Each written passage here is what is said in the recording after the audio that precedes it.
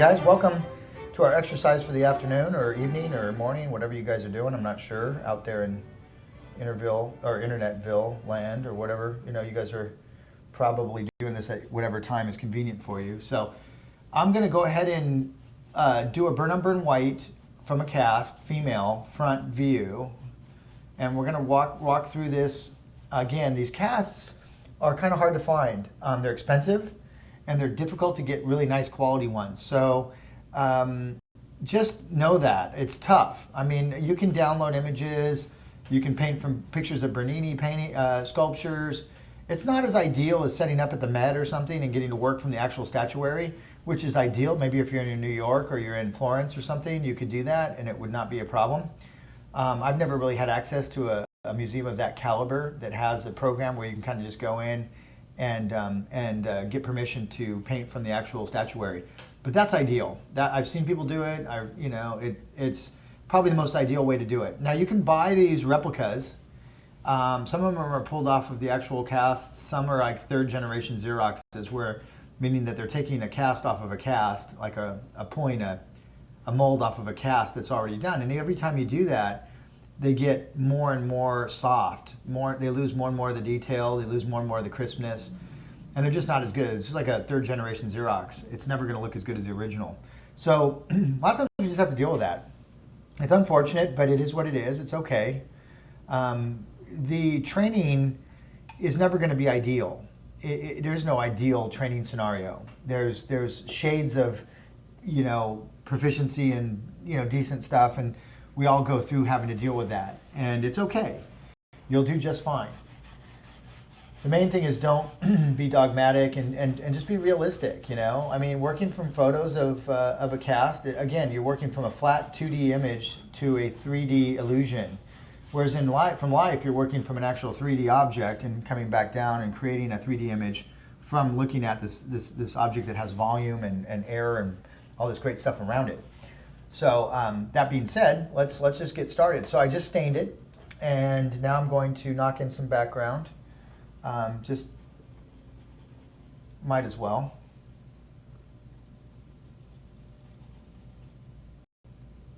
And these are pretty straightforward.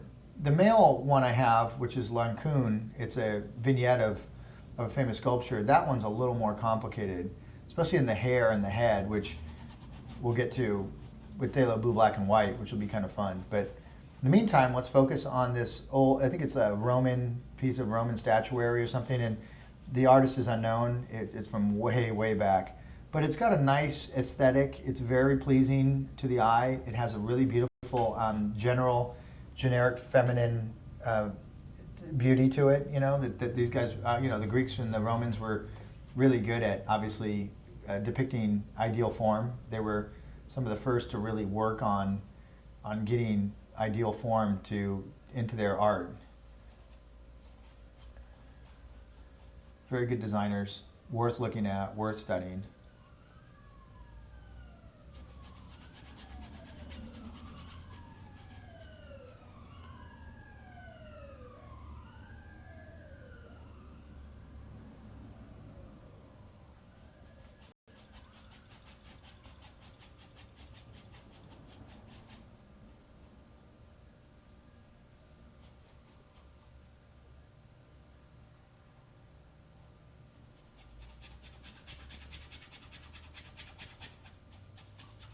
I'm just scrubbing around right now, getting the background in. This is not rocket science. This is not all that difficult of painting. It just requires a little bit of dexterity as you butt up against the actual sculpture. But other than that, it's really just knock it in and get it taken care of.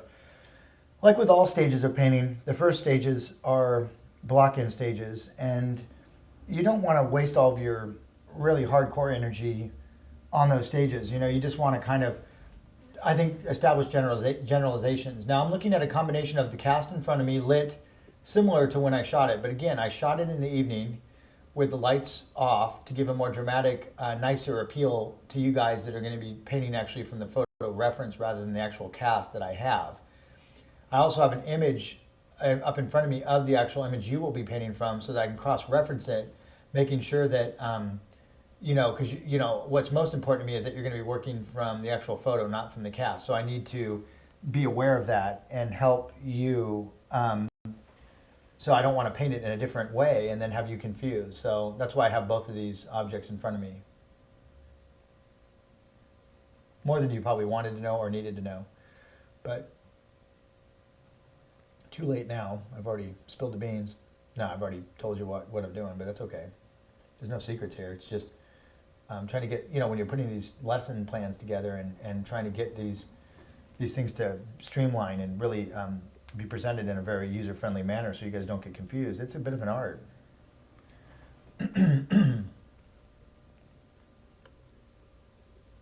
Yeah, just going in and again, just getting some nice coverage for my shadow patterns.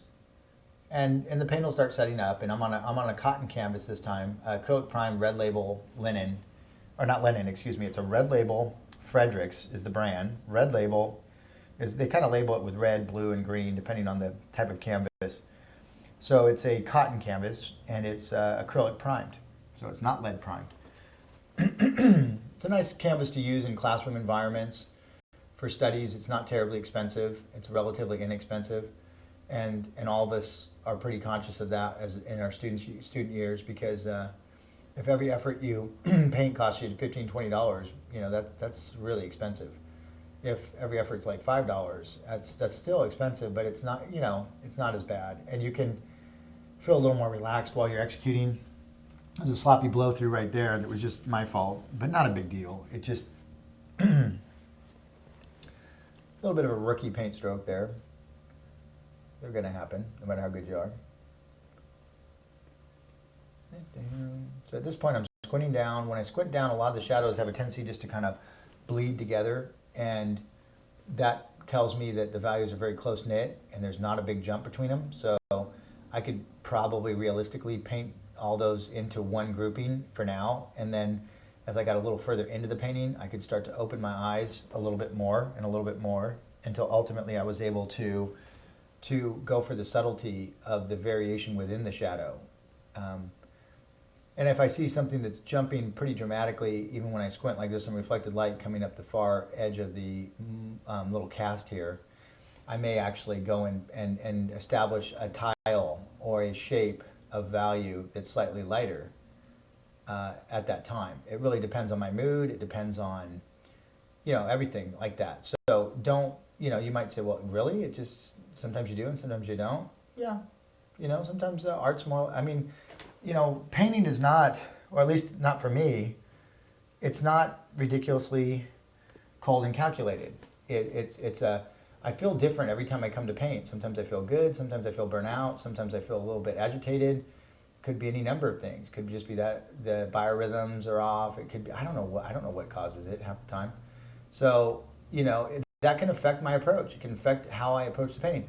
Ultimately, the end product has to look good. And again, like I talked about earlier, there's elegant ways to flow through a painting, and there's not so elegant ways. And sometimes, as you're building your ability, you're going to go through different phases, and different ability levels will execute differently. I would ultimately like my painting to flow very, not effortlessly so much, because I know that doesn't really happen, but more streamlined and relaxed. And so if an onlooker was watching like you guys, it would appear to be like a dance almost, like a very beautiful flow through the actual painting, through the lay-in, through the initial layers, up to the crescendo, which would be the finish. And that would be my goal, would be to have that be how you felt when you watched it, not I'm all over the place and it's like watching, you're hanging on the seat of your chair, just not only perplexed, but almost thinking I'm gonna just really mess up at any minute, and I'm all over the place. And that would give you kind of an anxiety while you were watching the video, which probably wouldn't make you want to watch 6 months of them or a year or two of them. You'd probably be get a little, it'd be a little uneasy for you. So I'm trying to make this a very pleasant experience, both verbally as well as observationally, so that you can see very clearly how I'm delineating my shapes, how I'm articulating them aesthetically, and how I'm verbalizing what's going on in my mind. Because all those things are important. They're important to you feeling confident and comfortable with what you're undertaking. because it is a big undertaking that you're starting on, and it's a wonderful one, but it's one that you have to feel confident before you start the journey that you're in good hands, and that I can shepherd you through these plateaus and vicissitudes of challenges that are going to be coming your way. Those are the things that I want you to feel comfortable with, and say, yeah, Jeff's not going to lead me wrong. He's trained generation of great painters and artists, and I know how to get people from point A to point B. It's what I do. It's what I'm really good at. It's probably my most natural ability, even more natural than being a decent painter, is my ability to get people to be really great painters themselves. And so I'm very proud of that, and I take it very seriously. So that's what we're going to be really shooting for. So you're in good hands. Relax, sit back, enjoy.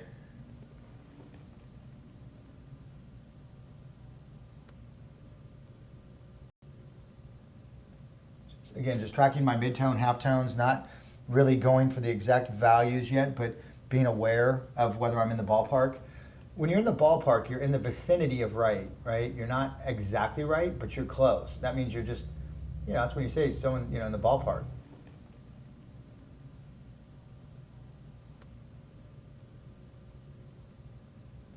So you can see me over here in the puddle as I'm mixing. I'm kind of gradating out away from that major puddle, using my convenience puddles to quickly bend the value to a lighter value or darker, whatever the case may be. And then I go and I plug it in. So I scan, right? Remember the old scan, identify, predict, decide, execute? I scan, identify the edge, the value, the shape. I then think about what brush would be adequate to deliver that shape and that value. Then I go reach for it. Then I mix up the value that I think should be there. So this is all part of that process. Then I actually come down and I think about what kind of pressure sensitivity must I bring to the table to deliver that stroke in the right, proper context. Ultimately, you want that last phase to be relatively intuitive. Your pressure sensitivity just happens. You've already made that decision, observational decision, and your hand just delivers it with virtuoso, effortless execution. That's what we all want. Right? But a lot of times that just doesn't happen because your dexterity is not good enough, your knowledge base isn't quite up to snuff. And so you come down, you push too hard with maybe a brush that wasn't the best choice, and it doesn't look as good as it could. And it, it's a little frustrating. You kind of know that you didn't really hit it, you don't, but what do? You have to reassess. You have to determine whether you should scrub it and replace it with the right move if it's really bad. Value's really off or something, or how it is and what it is that you should do. But this is all part of the process of painting. It's that scan, identify, predict, decide, execute. Scan, identify, predict, decide, execute. Scan, identify, predict, decide, execute. You do it over and over until you don't even have to think about scan, identify, predict, decide, execute. You just do it. And by that time, it's intuitive. And you just, every time you look at a problem visually, you distill it down through that process to help you make a really good decision. And as you do hundreds of paintings, ultimately thousands of paintings, at some point that process will not even need to be addressed. It just is like 1 + 1 = 2. You'd say, well, of course it does. I learned that in first grade or something, and I've used it a million times since then, and therefore it's not even up for debate or necessary for me to even think about it. But your painting probably at this point, I would imagine, has not yet ventured into even close to that kind of territory yet. So, when you're scanning, identifying, predicting, deciding, and executing, somewhere in that chain, you're probably going to mess up that decision-making process a little bit. Not the end of the world. It just is what it is. And as you do more of it, but you've got to stay vigilant. As you do more of it and you stay aware and you start being more careful, you'll make better decisions. And as you make better decisions, you'll get better results. As you get better results, you'll be reaffirming that process and you'll start to get more confident and relaxed with it, ultimately leading to intuition and no longer an effort at all, but just relaxed execution at a high level, which is what everybody wants, but very few people either understand how to obtain it, have ever been taught, or even had anyone tell them what I just told them as far as explaining the process.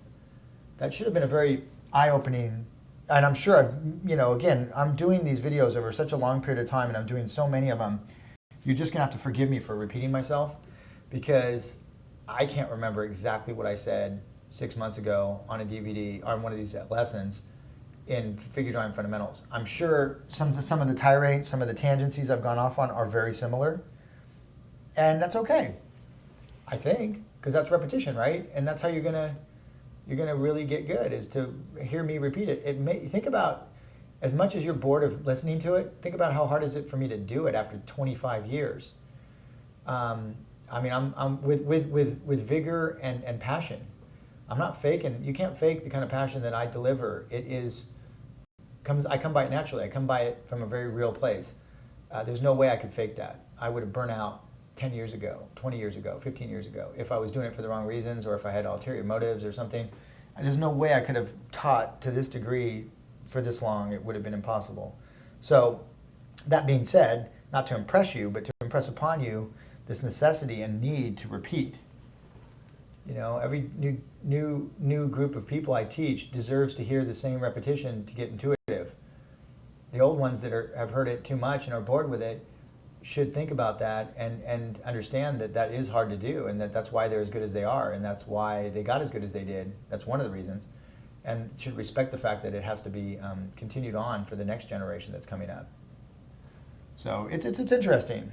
Teaching at a high level is such an art in and of itself and I've learned so much about it. I'm probably one of the more experienced people out there, I would imagine, nowadays doing it, because I know there's a lot of pretenders. I run into them all the time. They all talk a good game. They all pretend like they're these great teachers, and they really just aren't.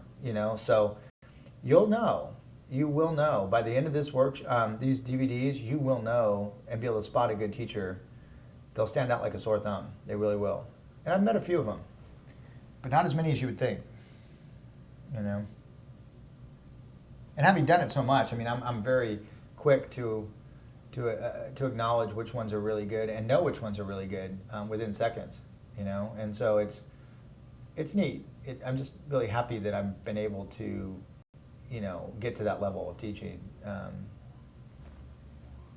a big admirer of guys like William Merritt Chase and Howard Pyle and Robert Henri and Jerome and all the people that did have ateliers or did take the time to teach during their hectic, crazy careers and pass it on. Those guys are my heroes, man. They're the ones that kept this thing going. They're the ones that are allowing me to do this right now and allow you to learn it. Someday you may be doing the same, passing it on to a new generation, and you'll have to think back to what I told you if you want to do it right, and you'll have to probably at some point adopt a similar philosophy, otherwise you won't be able to do it. So for those of you out there that are just learning from me, that are the next future generation of wonderful teachers that are going to pass on with love and respect this craft, take to note the things I'm saying, because they'll be really pertinent little observations along the way that will help you immensely. And just try not to get your ego involved. You got to learn to swallow your pride. You got to learn to suck it up constantly, and you got to learn to not bring your ego into your art. It's an art, man, to not have that happen. And a lot of people think ego is just, someone's got an inflated ego because they like to buy nice clothes or they like to look nice or something. That's the most base aspect of ego. Ego's way more complex than that, and it can range in so many subtle ways of issues, with the ego, that you just want to be very careful. You want to educate yourself as to what it is. Read some books on it, start studying some psychology as well as some philosophy, and start kind of getting a bead on how that functions, And again, these lessons it's not a philosophy class, right? But how do you paint without having a philosophical bend towards life in general? I mean, you're painting things that you have to connect with, and those connections are parts of nature and parts of our reality, and we have to distill them down and learn to appreciate them. And I think that philosophy and those kind of things plays a huge role in being a good artist, good painter, good sculptor, good anything. All right, it's getting covered. Looks nice. It's again, burn umber white, classy little palette.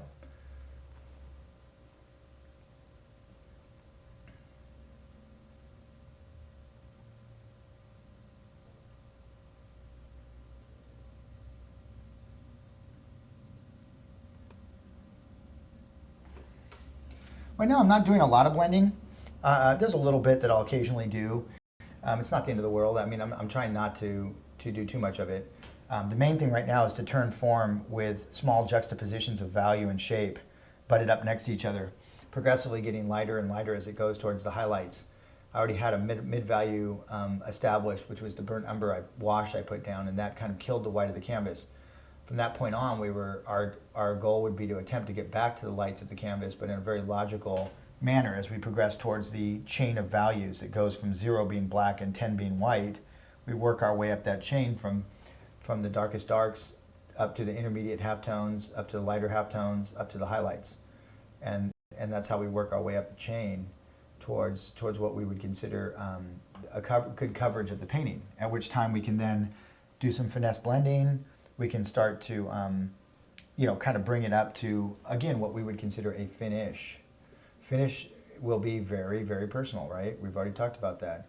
So start thinking about what you want your paintings to look like. Otherwise, they're going to look like what they're going to look like without you controlling that, and that's not normally what you want. You want to kind of say, I want it to look chunky, I want it to look tiled, I want it to look smooth and tight, I want it to look like a Jerome, a Bouguereau, I want it to look like a Fetchin, I want to look, you can always distill it down into some other artist that's come before you, because as you're learning right now, you're learning technique, you're learning to see, you're learning to think. You don't know how you're going to paint yet, nor should you. How could you? So you're going to be in kind of no man's land for a while, and you're going to be teetering with all these techniques and all this knowledge. You're going to be all over the board, and you should be. And you got to embrace that and be okay with that, but you're not going to have an identity, and you're not going to be able to paint consistently yet. So we need to start thinking about, can we use somebody else's high-level execution as a bridge between our own that we don't even know what it is yet and where we want to go. And I think that's a brilliant way to go. It's standing on the shoulders of giants, right? You're standing on other people's successes, other people's discoveries to make your own discoveries someday. But in the meantime, we need to jumpstart that whole process. And how do we do that? Well, it's not very easy, right? I mean, it's just not. So the best advice I could give is start painting like the people you like. And then as you exhaust and grow, you'll grow out of some of them, you'll keep certain percentages of other ones, and ultimately you'll be a hodgepodge of some really amazing painters you've studied, as well as your own personal vision, and you'll be your own painter. That could be 20 years, that could be 10 years. That's not a short-term thing. And I don't mean to constantly throw out these ridiculous time frames for you, but it's important that you guys are grounded and that you understand where you're going, not where just, I don't like pipe dreams, like I've always said. I don't like you just wishing that you were someday good and hope that it may magically maybe happen. That's not my way of getting good. My way of getting good is implement incredibly strong technique, learn it, implement it, get the results from it, and move on. And get really good through proper repetition. Well, it's looking good. We've got it covered, and we've got we've got a fair amount of time left. So I'm going to start doing some intermediate blending. Now, at this stage, you have a couple choices. You can blend, which I'm going to do, or you could continue to do smaller juxtapositions of tiles to roll the form that way. Ultimately, the later method allows you to keep more chunky variety into the painting. So if you like really juicy, chunky paintings, then like I do, then that phase, or a hybrid of that might need to be what you want to do. When you start softening these edges, it's amazing how much more realistic it's going to start looking very quickly. You don't want to just go around and soften everything. Yes, these are all soft edges, but remember, there are core shadows that are coming down complex form. The pectoralis muscle, the nipple, the breast, it doesn't, it's all kinds of edges and information that these edges are running into as they come down the form. So we can't just be so generic that we just come down and soften everything equally. We need to look at the core shadow fluctuating and manipulating according to the anatomy it's passing over. Again, that's my huge argument that I always have for studying your anatomy obsessively, is that ultimately you have to fluctuate your core shadows, your highlights, and your edge manipulation according to what you know about the form that the shadow is passing over. Now again, if we distill that down, it sounds like I just listen to myself talk, and sometimes I get on these tangencies. I don't even know where the information's kind of coming from. I mean, I know this stuff obviously inside and out, but man, I get on a roll, and man, I'm just throwing that stuff out like it was going out of style.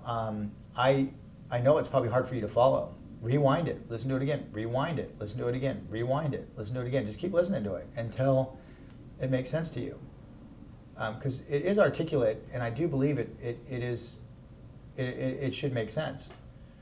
But I understand if it's a little hard for you to digest, if you process information a little slower than I do, or, I process and move very quickly. Visual information, general visual information, I'm just very fast. It's not, again, anything other than the way I'm wired. Drives my wife nuts because she's wired to process information in a very slow, methodical manner. And so talking to me, I sound like an auctioneer. I'm like just moving so fast. And I've been trying to make a conscious effort to slow down and articulate more carefully, because I know it's not everybody is going to be, able to keep up with that pace. And it might be annoying for some people too, just because I move so, I'm all over the place, moving fast. Just know I mean well. I'm trying to, help you guys out and get the information to you, and I'm very enthusiastic about it. Look how nice that's looking. I mean, if I do say so myself, it's, again, not like, hey, look at me, whoa. But I'm just more talking about the edges, reading. It's nice when something starts to read. It feels good. It's all about readability. If your image is not reading and the viewer can't understand it, then what hopes do you have to sell a book cover or a movie poster or a fine art piece? Sometimes people will pay a lot of money for things they don't understand, but that is something I don't understand.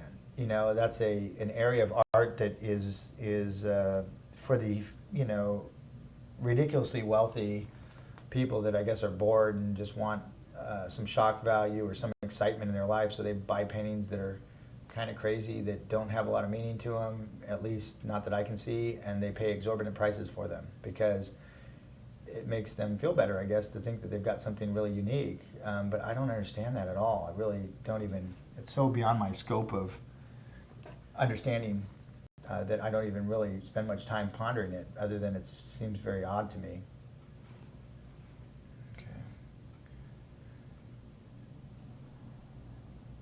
So you can always go on Art Renewal Center and listen to Fred Ross, who's a great, kind of leading the battle cry for bringing back the halcyon days of traditional values in art. And I've been part of Art Renewal Center since I was very early on, and it's a wonderful, wonderful, organization. And I have to give kudos to him for taking, his money and putting it where his mouth is, and really going in and creating something that is trying to bring back the respect for traditional values and traditional skills, which is hugely, it's what my whole life has been built about. So, I definitely feel like I'm on board with him as far as his mission. Sometimes he gets a little bit too intense about the negativity of abstract art. I do think there's a place for abstraction. I obviously think that like Fetchin nailed right between the two camps, of the traditional artists that wanted to branch out and create something new and different, and the old school guys that were kind of caught in the older styles and methods. And I think that when you look at what he did, he was able to split the difference, and he has amazing abstraction ability as much as any other abstract painter I've ever seen. But yet when you step back a few feet from it, it appears to be articulate explanation of an event or a person or an object. And he's gone beyond just mere rendering and into the realm of a combination hybrid, which is so hard to capture, and so many people have tried, but so few people have the skill to actually do it. And that's what I see him doing. So it's hard for me to come in and say abstract art is evil and bad and I hate it, because one of my favorite painters is hugely capable of and utilizes abstraction to that level all the time. And I think in a virtuoso level. So for me, it's all a matter of balance. It's trying to determine, again, it shouldn't be all or nothing. There are good abstract artists out there, and there's ones that I admire greatly, and then there's ones that just sling paint and don't do much of anything that I can see. So those are the ones that I have a problem with. The ones that really tote it as a psychological superiority over representational, yet anybody could do it, or it's very simple to execute, and yet they come up with some, really convoluted explanation about why it's so great, that it has more to do with philosophical bantering than it does with execution. So that's where it gets a little bit tiresome to listen to. But, I understand people being bored with just straight representation and wanting to try to find something different or new. But I think nowadays, to me, it just seems like quality is different enough. Just to be good is different enough. You don't have to be different. Just be good. That's different enough. So I think I got my point across. It's good stuff. Food for thought. As I finesse my little edges and dance around my painting with my little round brush, softening edges here and firming up edges there, and looking for how the highlights are looking and how the paint's stacking up. And yeah, it's fun stuff. I mean, it just keeps you engaged, keeps your mind fertile and on top of it. It's really good for your brain. I mean, to be problem solving like this for a long periods of time, has to be.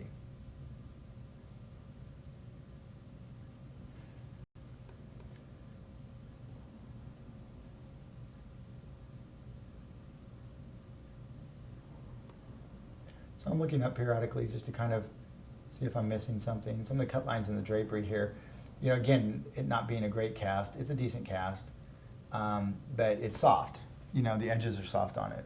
Because again, I think it was, someone's probably got to pull the cast and they got to chase it. And depending on which guy you got chasing it, or cleaning it up, they may not have a great hand, so it may end up, I don't know, okay. I've yet to get a cast that just blew me away. There's a few that I've seen that I've gotten that I'm pretty happy with, but most of the time I'm like, oh man, I could probably do better than that, or I could clean, it's frustrating. And then you go see actually, I was in Russia and I was at the Hermitage and, I was looking at some of their statuary and man, just humbling, how good it is and how subtle. And those are the kind of really, ideally, those are the kind you'd want to be really spending a lot of time digesting. But these ones are fine for for what what they are, and for the kind of exercises we're doing, they'll be just fine. They'll be just fine. You can see what I might do some little alterations, and you can follow my lead when you look at the printout when you go to do it yourself. I like the idea that this highlight has a shape to it and looks kind of stands out as an actual shape. Up on the cast, I see it just as a really, really soft plaster, and there is no variation, no eccentric variation or anything. It's just flat. I think it's kind of boring, so I want to still make it a painting. So I may go in and leave some of those brush strokes, those tiles, because I think it looks really good, for lack of any other reason. When it's so smooth, which is not a problem to do, it's just sitting down and massaging and licking the paint with your brushes until there are no strokes left. And that is not hard. That's just not hard at all. Determining whether to go with and against the form with a calligraphic brush stroke that's interesting, that's hard. That's a whole different level of design, of interpretation, requires opinion, requires knowledge. So I think it's harder. Someone might argue that, but I'll stand by my opinion on that.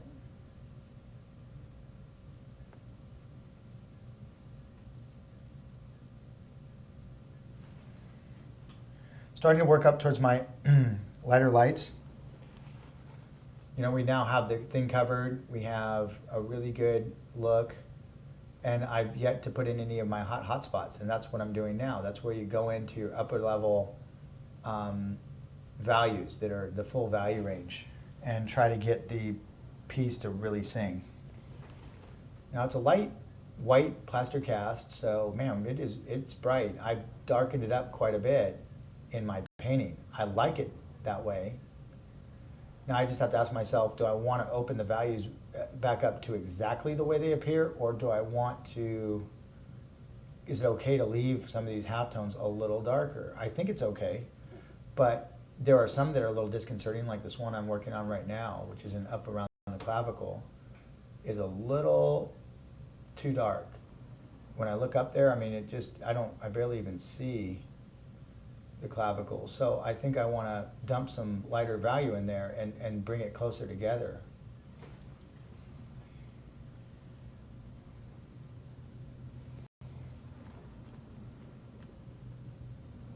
hard to see how the highlight's running down this arm. It just looks white to me with a little bit of value change over there. So I may invent a shadow, or not shadow, excuse me, a highlight that's coming down the form a little bit so that, you know, just on close scrutiny, it has a nice little shape flow. Some of that's just arbitrary, some of it's intentional. The balance between the two is very hard to explain to people and very hard to teach people. It's best just watching good people do it and then adopting what you like out of what they do and letting it influence you. A lot of you are going to be frustrated with that concept because you want to know why I did it, how did I do it, how did I make the decision to do it. Those kind of people need to get outside their head and quit thinking so much about what other people's opinions are and have their own. Say, okay, yeah, Jeff told me that it was just, you know, judgment call and it could have gone in a number of ways, so I'm going to use my way, my judgment call, and see if I like it. And if you like it, stick with it. If you don't, change it. It's not very hard. It's very straightforward. But it does mean that you're going to be responsible for your decision. And some people have a hard time taking responsibility for making decisions. They want somebody else to make it so that when they're wrong, they can blame them. You know, they don't want to have to take the heat when it doesn't go right. And so from that standpoint, if you're in that camp, you got to kind of you're going to have to get over that, right? We're going to have to get you over that.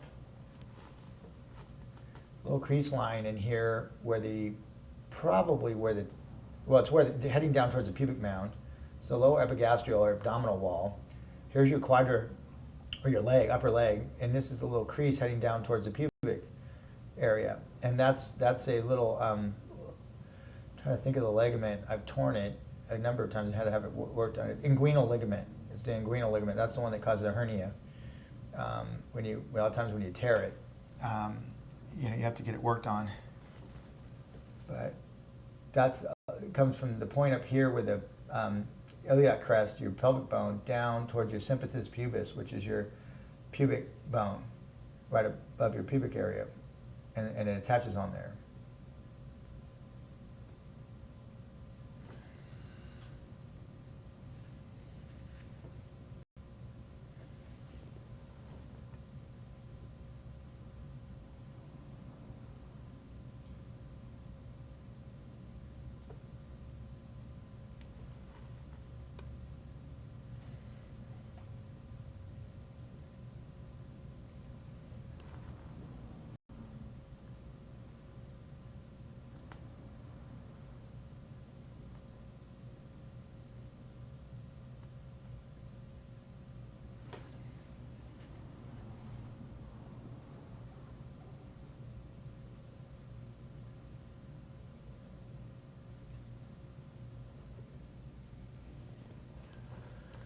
All right, I'm not meaning to not talk. I'm just kind of, again, mixing, and that takes time, and there's not much to say when you're doing that. So I'm just kind of, again, working my way around these. I got about 6 minutes left. I'll be almost done.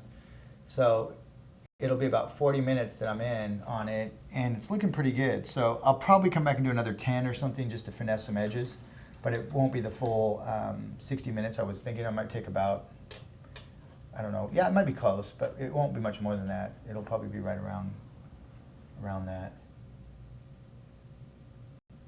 But again, it's not a race, so I want you to slow down, have fun, spend whatever time you need.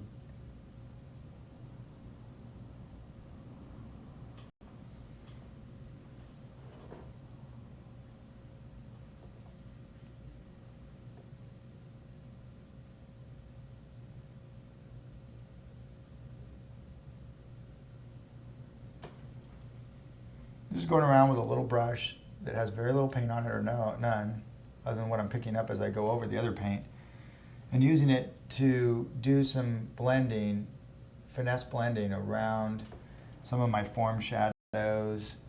Not everywhere, so I might start here, soften, jump that, pick up a little softness around some of the arm. Then I might come in with the dark and load it up and just finesse right there. I got a little spill over there.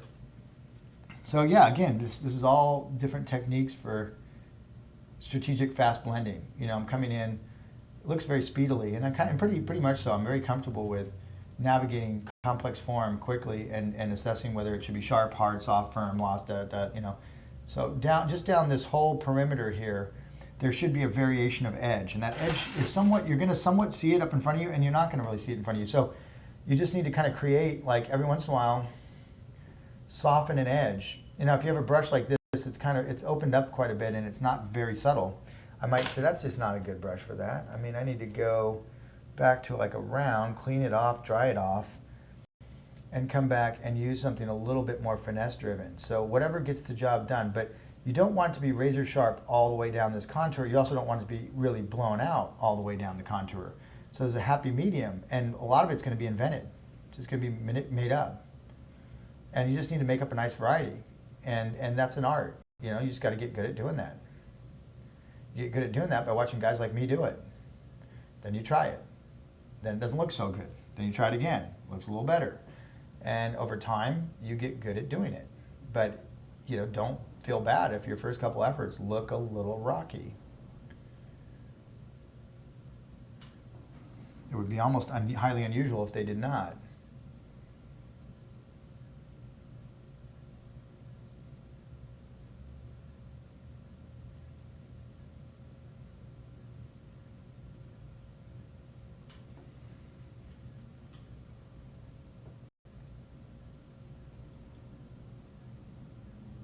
Just working my way around the form, blending edges, cleaning edges up, looking for anything that's annoying to me visually.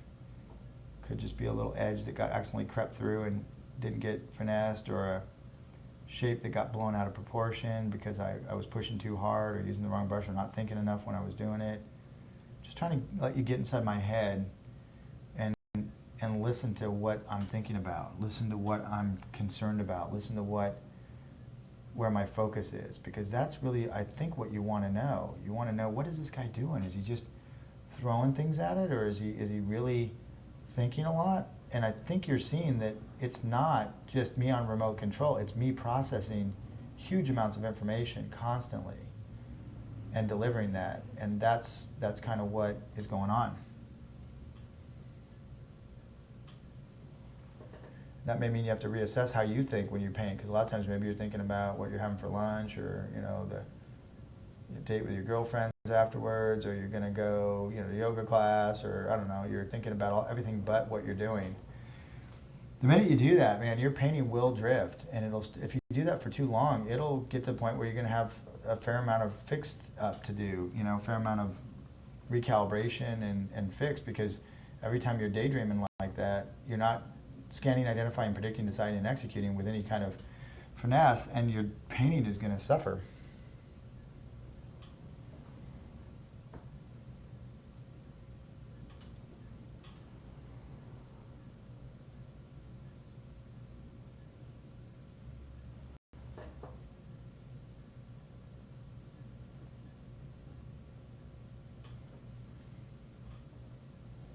We're getting there.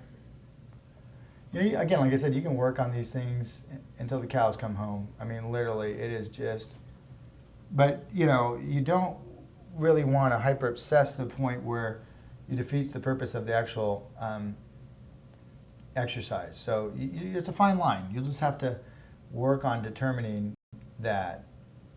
And your personality will probably do a lot to dictate, are you a perfectionist? Are you pragmatic? Are you what are you?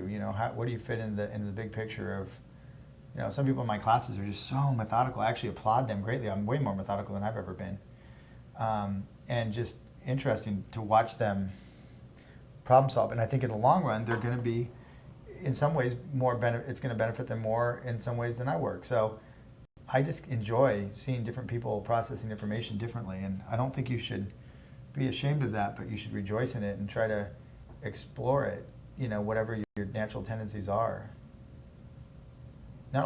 Many of you are not going to process information like me, and that's good, because ultimately I don't want to produce a bunch of clones. I want to produce a bunch of original thinkers that can go out and change the face of art and bring something to the table that's unique and uniquely theirs, but with a huge arsenal of techniques and methods and knowledge behind them with which to do it. So I'm looking forward to seeing what you guys get out of this program and then what you produce. sure it's going to be magnificent. I'm positive.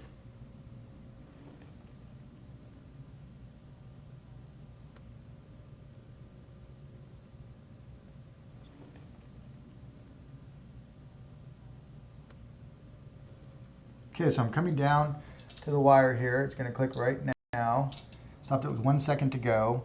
And, you know, that's my initial lay-in combined with some finesse and blending. And I'm probably about 40 minutes in, I think maybe 45 minutes in. So I'm pretty close to a finish on this little guy. And then we'll move into, momentarily, I'll finish it off and then we'll move into a back view of it. In Burn on Burn White, and then we'll move on to a male cast, and we'll just work our way up the chain of casts as we're becoming more proficient with painting the figure. Ultimately, getting into photos coming up here in a few lessons in this phase, but in a few, you know, probably I think lesson number 5 will be, yeah, the 5th one will be a pick out, and then it will go into the same chain but from photos. So it'll be fun. A lot to look forward to. So I'll be back momentarily, and we'll finish this off.